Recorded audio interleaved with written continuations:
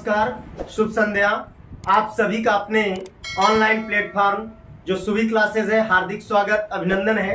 आपको पूर्व में 4 पार्ट में कोशिका से संबंधित वीडियोस उपलब्ध कराए थे और अब कोशिका चक्र और कोशिका विभाजन आपको आज लेकर के आया हूं।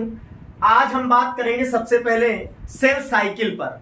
कोशिका चक्र क्या होता है, सेल साइकिल किसे कहते हैं। तो कोशिका चक्र कोशिका निर्माण के जो प्रारंभन की प्रक्रिया होती है और उसके विभाजन द्वारा जो नवीन संतति कोशिकाओं के निर्माण की प्रक्रियाएं होती है, यानी सभी प्रक्रियाएं जो होती हैं उसी को हम क्या कहते हैं, कोशिका चक्र कहते हैं। जैसा कि आपको पूर्व में बता चुका हूं कि कोशिका सिद्धांत स्लाइडेन एवं स्वान नामक वैज्ञानिकों द्वारा प्रतिपादित किया गया था, लेकिन उसके बारे में बताया किसने, विर्चो या विर्चाओ नामक वैज्ञानिक ने बताया कि मीन्स जो मात्र कोशिकाएं होती है या कह दो पूर्ववर्ती कोशिकाएं होती हैं उनसे नवीन कोशिकाओं का निर्माण होता है, यानी कि मीन्स मात्र कोशिकाओं से पुत्री कोशिकाओं का निर्माण।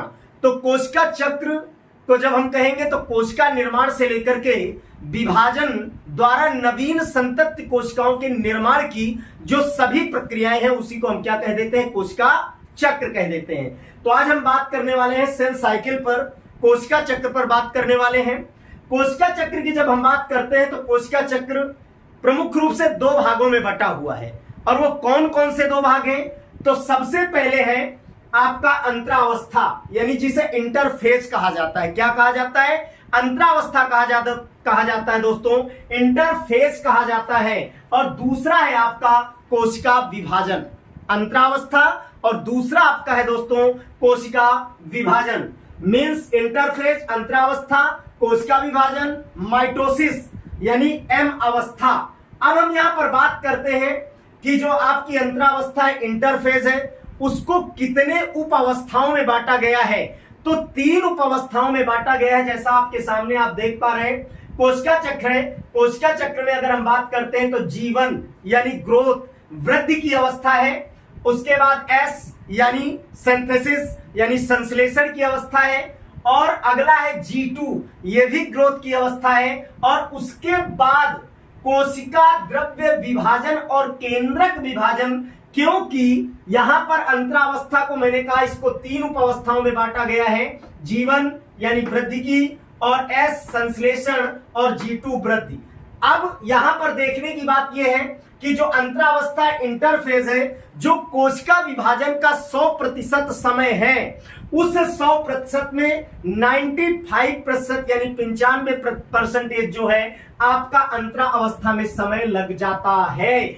जबकि कोशिका विभाजन जो आपका दूसरा चरण है उसमें 5% समय ही लगता है विभाजन होने में। हालांकि अगर हम देखें कुछ अन्य बुकों के हिसाब से तो लगभग बताया गया है 90 से 95% और इधर 8 से 10%। तो यहां पर सीधा आप देखेंगे जो अंतरावस्था इंटरफेज अवस्था है 95% 95% समय लगता है इस अवस्था में। जबकि कोशिका विभाजन की जब हम बात करते हैं, माइटोसिस की बात करते हैं, तो इसमें 5% ही समय लगता है।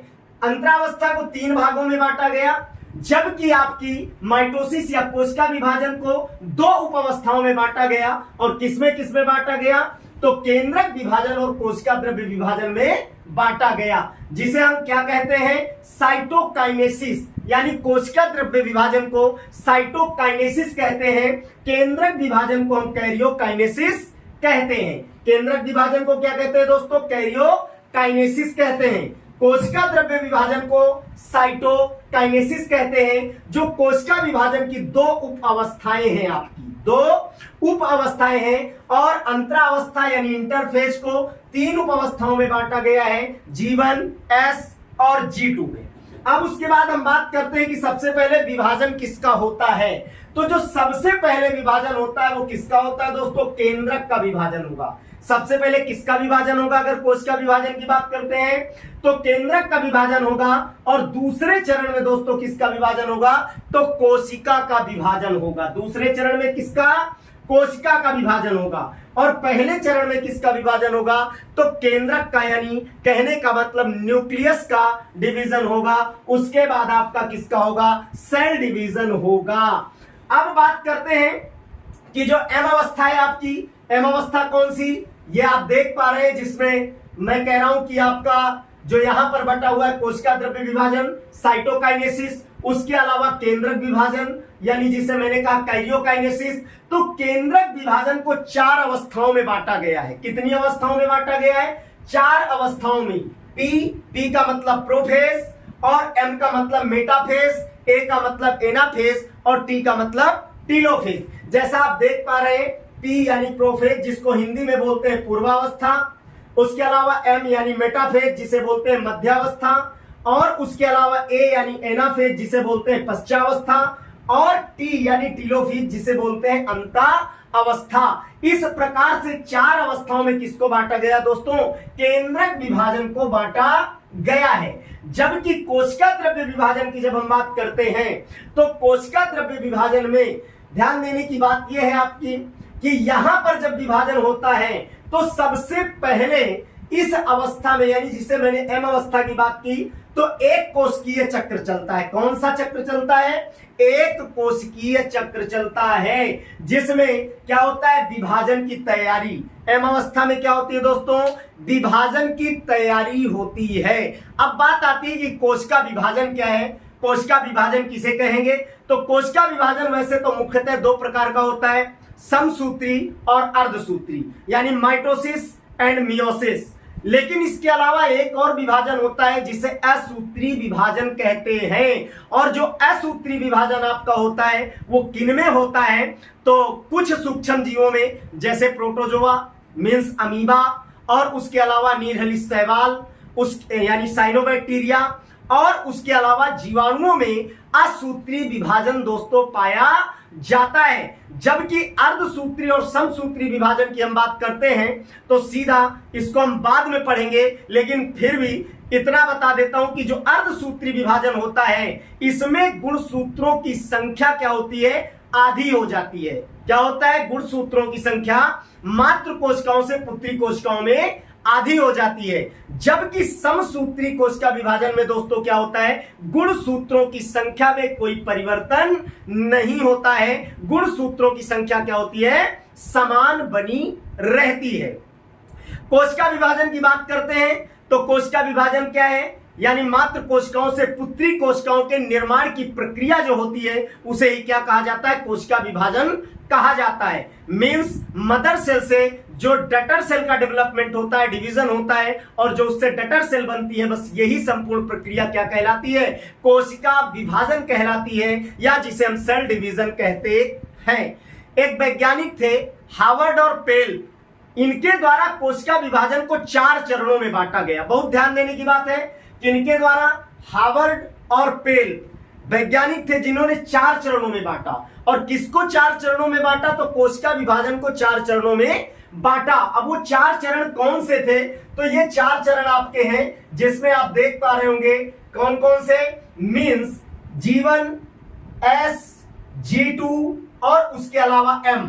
यानी कहने का मतलब सबसे पहले चक्र में अगर मैं बात करता हूं तो जो जीवन अवस्था है, ग्रोथ की अवस्था है, वृद्धि की अवस्था है, इसमें होता क्या है? वृद्धि, यानी कोशिका का आकार बड़ा हो जाता है।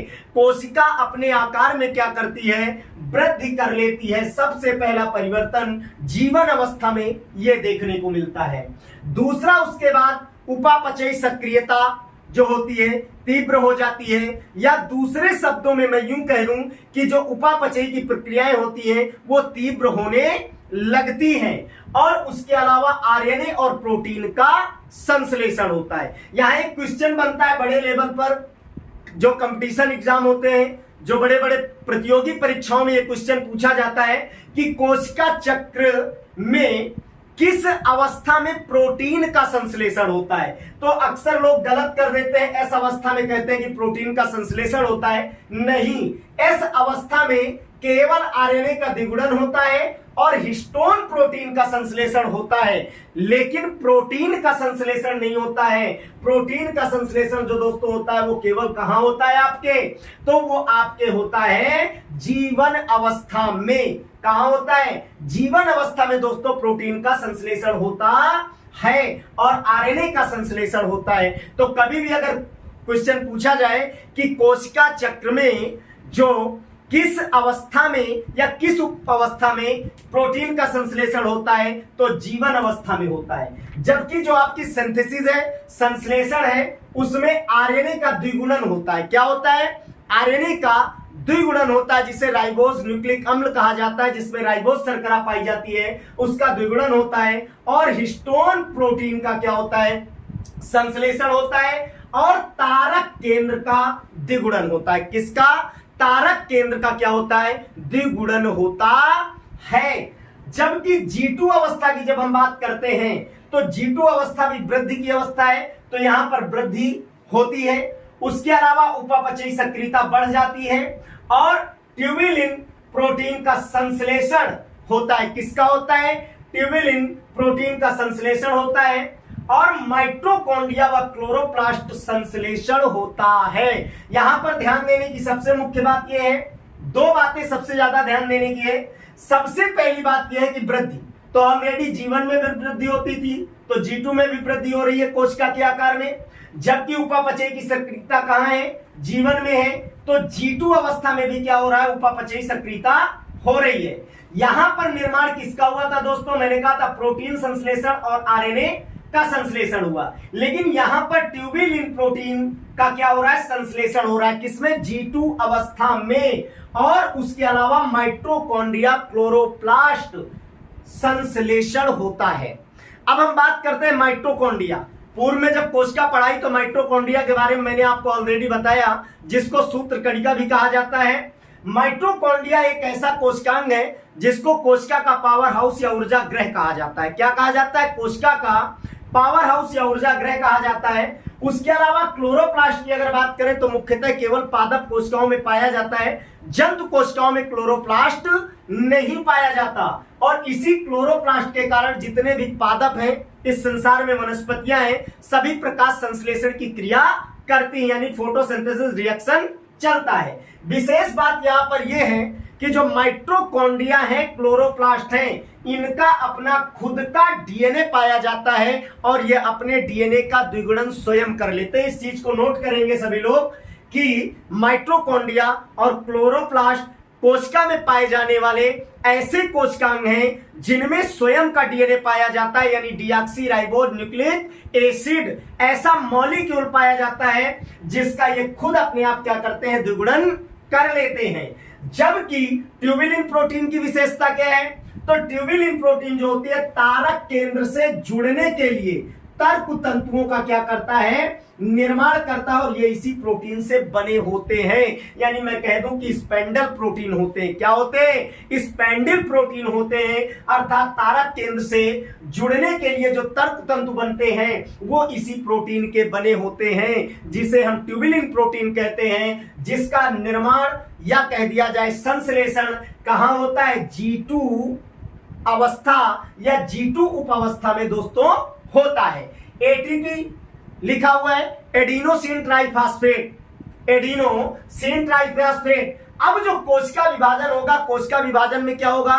ऊर्जा की आवश्यकता होगी, एनर्जी की आवश्यकता होगी, तो ये एटीपी क्या करता है? ऊर्जा के रूप में कार्य करता है, एनर्जी के रूप में दोस्तों कार्य करता है। अब यहां पर हम आते हैं कि सभी जीवधारियों में कोशिका विभाजन का समय क्या होता है? भिन्न भिन्न होता है। अलग अलग प्रकार के जो संसार में जीवधारी पाए जाते हैं, सभी में कोशिका विभाजन का जो समय होगा वो अलग अलग होता है। सबसे मुख्य बात है कि सभी में समान नहीं हो सकता है। तो जितने भी ऐसे जीवधारी हैं, चाहे वो पादप हो या किसी प्रकार की वनस्पति हो या जंतु हो, मीन्स एनिमल्स, इनमें विभाजन का समय भिन्न भिन्न होता है। एम अवस्था जो है जिसे माइटोसिस कहते हैं, मैंने ऑलरेडी बताया कि हार्वर्ड और पेल्प द्वारा 4 भागों में बांटा गया। और वो 4 भाग कौन से हैं? तो G1, G2, S और M, ये 4 अवस्थाएं। G1 मैंने बताया ग्रोथ की है, G2 भी ग्रोथ की है, S संश्लेषण सिंथेसिस की है, M यानी माइटोसिस, जिसमें मैंने ऑलरेडी बताया कि 2 प्रक्रियाएं होती हैं, कोशिका द्रव्य का विभाजन होता है और केंद्रक का विभाजन होता है। जिसमें सबसे पहले मैंने बताया कि किसका विभाजन होता है दोस्तों? तो केंद्रक का विभाजन होता है और उसके बाद किसका? कोशिका का विभाजन होता है।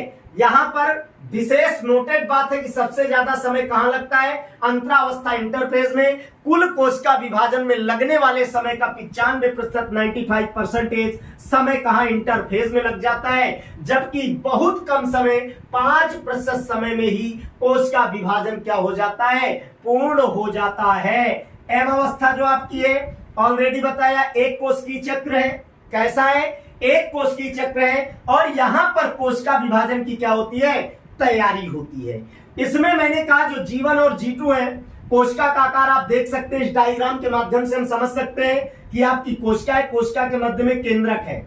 जब हमने देखा कोशिका में वृद्धि हुई तो कोशिका का आकार क्या हो गया, बड़ा हो गया। और उसके बाद जब इस कोशिका का विभाजन होता है तो इससे क्या होता है, दो कोशिकाओं का निर्माण होता है। अर्थात हम कह सकते हैं कोशिका विभाजन, तो मैंने कहा मात्र कोशिकाओं से पुत्री कोशिकाओं का निर्माण ही क्या कहलाता है, कोशिका विभाजन कहलाता है। और मैंने शायद पूर्व के वीडियो में जो फर्स्ट पार्ट डाला था मैंने, उसमें मैंने बताया था कि मानव शरीर में जो कोशिकाएं होती हैं अंगों के टूट फूट ऊतकों के मरम्मत का कार्य करती हैं, लेकिन मैंने कहा था कि पूरे शरीर में कोशिकाएं विभाजन करती हैं। बहुत इंपॉर्टेंट क्वेश्चन है प्रतियोगी परीक्षाओं के हिसाब से कि पूरे बॉडी में कहीं भी टूट फूट हो जाए, कट फट जाए, सभी जगह पर कोशिकाएं विभाजन करके ऊतकों का निर्माण कर देती हैं, टिश्यूज डेवलपमेंट कर देती हैं और मरम्मत कर देती हैं। लेकिन कुछ हमारे शरीर में ऐसे ऑर्गेन्स पाए जाते हैं, अंग पाए जाते हैं जहां पर कोशिकाएं विभाजन नहीं करती हैं, और अगर करती हैं तो बहुत आंशिक रूप से करती हैं। जैसे मस्तिष्क, हृदय, आरबीसी मीन्स हार्ट में, ब्रेन में, और आरबीसी यानी आरबीसी का मतलब रेड ब्लड कार्पसल्स यानी लाल रुधिर कणिकाओं में भी विभाजन नहीं होता है। जबकि अन्य जगहों पर जैसे सबसे तीव्र कहां पर विभाजन होता है, तो सबसे तीव्र जो विभाजन होता है वो लीवर में होता है, यकृत में होता है। इसी कारण आपने देखा होगा कि किसी का लीवर खराब हो गया तो दूसरे का लीवर कट करके ऑपरेट करके दूसरे में अटैच कर दिया जाता है, और जितना काटा गया है लीवर वो दोबारा डेवलपमेंट कर लेता है। तो यकृत है, वृक्क है, यहां पर कोशिकाएं तीव्र विभाजन करती हैं और मरम्मत का कार्य करती हैं।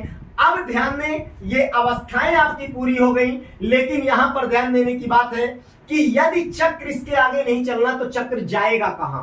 तो एक अवस्था और आती है जिसे G0 कहा जाता है। क्या कहा जाता है, G0 कहा जाता है या शांत अवस्था कहा जाता है, चक्र इधर घूम जाता है। लेकिन अगर पुनः चलना है तो क्या होगा, यहां से विभाजन का प्रारंभन होता है, यहां से जीवन अवस्था से। लेकिन जब यहां चक्र पूर्ण हो जाता है और आगे अगर विभाजन नहीं होना, चक्र नहीं चलना है, तो G0 यानी शांत अवस्था में परिवर्तित हो जाता है दोस्तों। और उसके बाद अगर पुनः प्रारंभन होना है तो पुनः जीवन अवस्था से चक्र अपना प्रारंभन कर लेता है। तो इस प्रकार से अगर हम बात करें तो आज हमने कोशिका विभाजन के बारे में यानी उसकी परिभाषा जानी, कोशिका चक्र की परिभाषा जानी, और उसके बाद मैंने बताया कि कोशिका विभाजन कितने प्रकार का होता है, 3 प्रकार का होता है, असूत्री, अर्धसूत्री, समसूत्री। फिर मैंने कहा कोशिका विभाजन को 4 भागों में बांटा हार्वर्ड और पेल्प ने, G1, G2, S और M में, जो कि कोशिका चक्र के माध्यम से आपको स्पष्ट मैंने समझाया, बताया।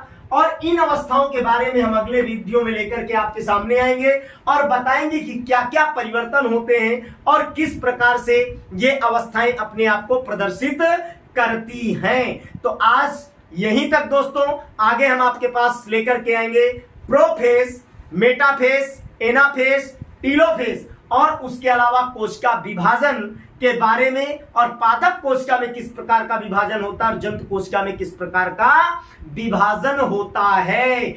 आप लोग इस वीडियो के माध्यम से इस चीज की जानकारी प्राप्त कर चुके हैं। आपके लिए क्वेश्चन देता हूं, उस क्वेश्चन का आंसर आप कमेंट के माध्यम से दें और अगले वीडियो में उसकी पूर्ण जानकारी आपको दी जाएगी। कैसे, जैसे विभाजन होता है जंतु कोशिका में और पादप कोशिका में, तो पादप कोशिका में जो विभाजन होता है वो किसके द्वारा या किस विधि से होता है, और उसके अलावा जंतु कोशिका में जो कोशिका विभाजन होता है वो किस विधि द्वारा या कैसे होता है। कमेंट्स में आप जरूर बताएं। तब तक के लिए धन्यवाद, नमस्कार, फिर मिलते हैं नेक्स्ट वीडियो में।